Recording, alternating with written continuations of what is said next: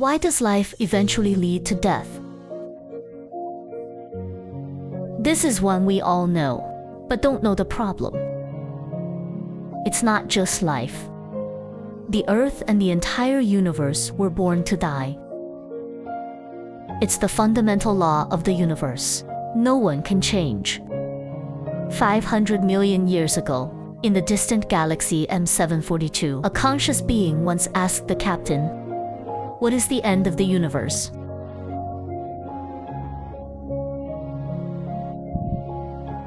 Injury. What is injury?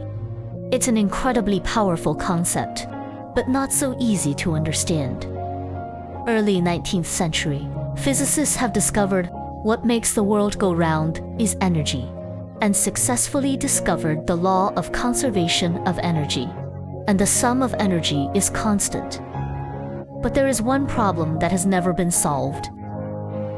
That is, energy can never be 100% converted. They tried a million things. We can't get our energy consumption down to zero. Therefore, they take what they waste in the conversion process. Energy that cannot be reused is called injury. Later, this concept is summarized as the second law of thermodynamics, that energy conversion always hurts. That is to say, there is no such thing as a perpetual motion machine, and that's simple. Injury is analogous to chaos. The second law of thermodynamics states, everything eventually maximizes its quotient. That is to say, if no external force is applied, things are always going to get messier. Why are cars more likely to break down when left standing still? Why is the house getting dirtier if you don't clean it? Why are the good things in the world not strong? Colorful clouds are easy to disperse, and the glaze is brittle. It is because it takes energy to maintain a good state. Without the intervention of energy, the good state will end. So is life. When a life is born, in fact, when his injury value started to slowly increase, and life-sustaining food, the energy to fight injuries, that is to say, from start to finish, you are fighting death. You can only minimize the rate of appreciation, but I can't make it stop completely. When the appreciation reaches a certain critical point, life has come to an end. And you can control it. It's just the speed. Same reason. It's the same with civilization. First learn the use of fire from human ancestors. The rapid development of technology today, on some level, human society is not necessarily going to get better. More civilized, the opposite. Humans are like everything else in the universe. Eventually, it will only become more and more disordered, more and more chaotic. Why is high technology invented? The use of new energy sources, it's just another way. To suppress the accumulation of injuries, we need energy.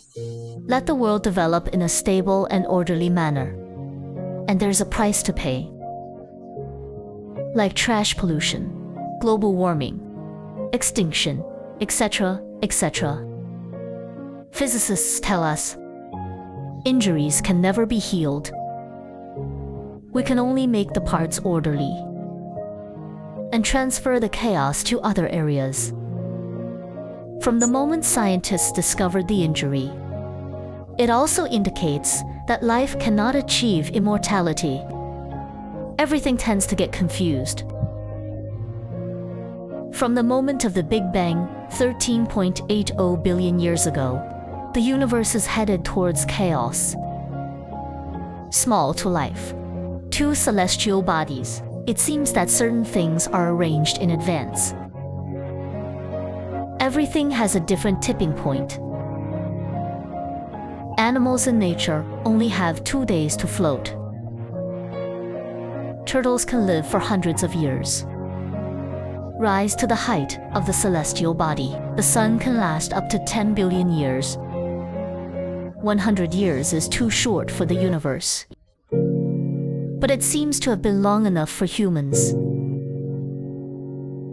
According to the law of quotient increase, the universe will also die at some point in the future. What kind of energy is controlling the injury? Beyond the universe, what is it? Maybe we'll never get the answer.